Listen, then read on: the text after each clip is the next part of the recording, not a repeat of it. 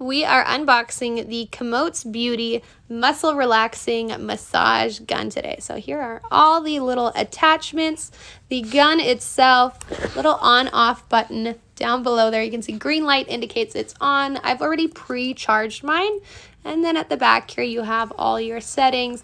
You can up and lower the intensity on there. And then, of course, power button up top there in addition as well. It does come with a little product manual as to which attachment is helpful for which area on your body.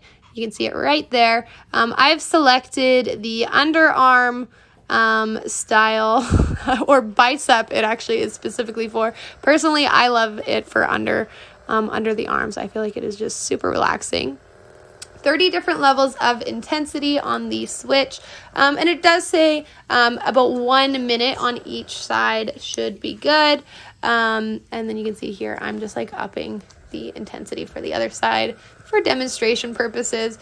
Go with whatever feels best for you with this little device.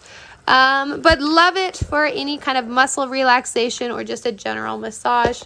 Turn it off and you're good. Enjoy.